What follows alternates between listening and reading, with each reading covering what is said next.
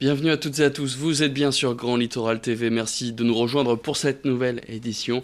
L'actualité du littoral, ça commence avec un mot de météo. Vous le savez, il y a eu beaucoup de pluie ces derniers jours, des averses qui vont d'ailleurs se répéter encore cette semaine.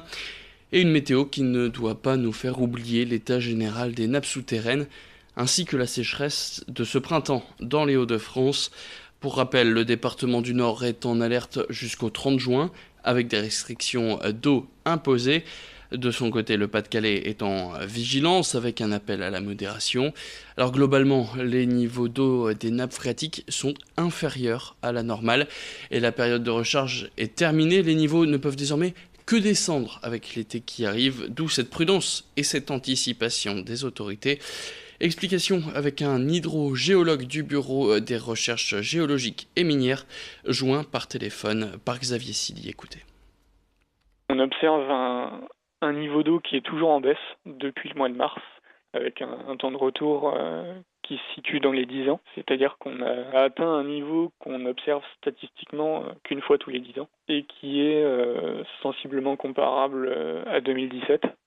Et on est même en dessous de 2018. Concrètement, on ne peut que appeler évidemment à la modération des usages pour préserver au maximum le niveau d'eau qui forcément ne va pas beaucoup remonter maintenant avec la période de recharge, avec, si vous voulez, la végétation qui va commencer à croître et à consommer l'eau, ce qui va l'empêcher finalement de s'infiltrer en profondeur et de recharger les nappes.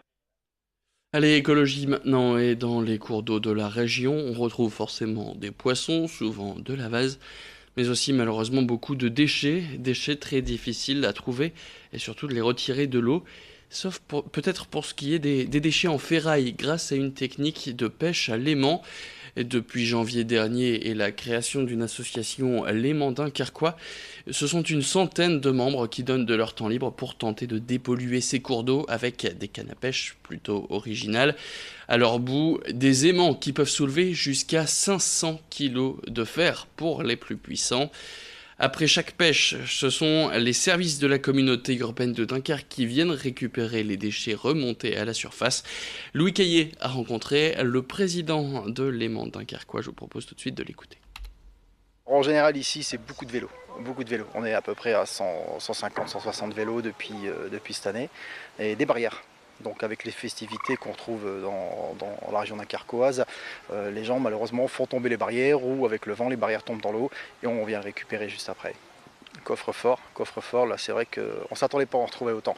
On est actuellement à 14 coffres-forts donc, et on a trouvé quelques armes à feu qui sont probablement issues de cambriolage.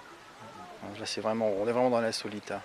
On est à peu près à 17 tonnes, c'est énorme, depuis cette année.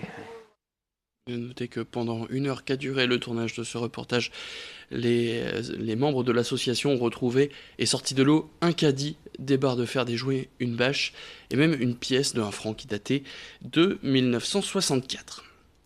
Tout au long de ce jeudi, Grand Littoral TV vous a fait découvrir ou redécouvrir des lieux touristiques de la région.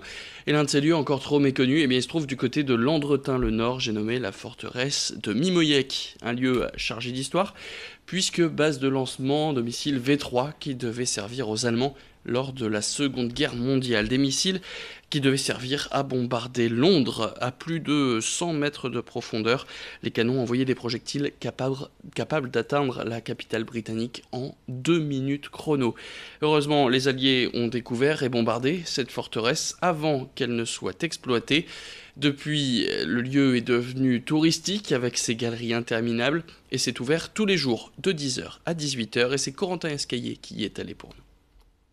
On va fêter le 6 juillet 44, justement, une attaque décisive, un bombardement qui a eu lieu sur Mimoyec. La forteresse a essuyé 18 bombardements et le 6 juillet 44, c'était vraiment l'attaque décisive sur la forteresse. Et on a également toute une exposition qu'on accueille, qui est mise à la disposition par la coupole d'Elfaux sur la libération libération, en sachant que Mimoyec a été... les Allemands se sont sauvés de Mimoyec le 27 août et on a été libérés le 5 septembre par les Canadiens. Et puis direction Audruic maintenant, où la compétition se poursuit pour son marché. Après avoir été élu plus beau marché de la région, il a gagné le droit de participer au concours national lancé par TF1.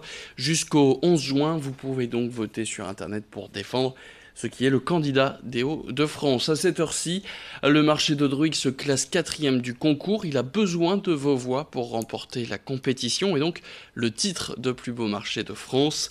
Jusque mardi prochain, vous avez rendez-vous sur le site votreplusbeaumarché.fr pour pouvoir aider le candidat régional.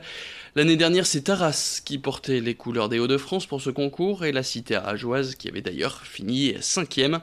Le marché d'Audruic est d'ailleurs très apprécié des habitants, des clients et de ses exposants. Écoutez plutôt. Il y a beaucoup plus de monde aujourd'hui, ouais. Je pense que le fait d'être le plus beau marché de la région, des Hauts-de-France, ça attire le monde quand même. Je pense que ça a fait énormément de publicité, ouais, c'est sûr. Ça, c'est excellent, quoi, c'est très bien. Les gens, ils viennent du Nord-Pas-de-Calais, ici, Béthune, Arras, même des gens qui viennent. Hein. Ça va ramener du monde en fait. Les gens vont se demander pourquoi faire, il a gagné par rapport à Étaples. Ils vont aller visiter, je pense, Étaples et après Audruic. Ça dépend si c'est des gens qui aiment bien se balader ou pas. Puis les gosses et tout ça, qui sont en vacances, ils viennent admirer les bêtes et tout. Hein. Et puis on termine cette édition avec ce chiffre 1,29%. Les taux d'intérêt de crédit immobilier continuent de descendre. Ils ont atteint ce mois de mai un niveau jamais vu en France. Le précédent record, il était de 1,33% et avait été atteint à la fin de l'année 2016. C'est la fin de cette édition, merci à toutes et à tous de l'avoir suivi. Tout de suite sur Grand Littoral TV, je vous propose de retrouver vos prévisions météo.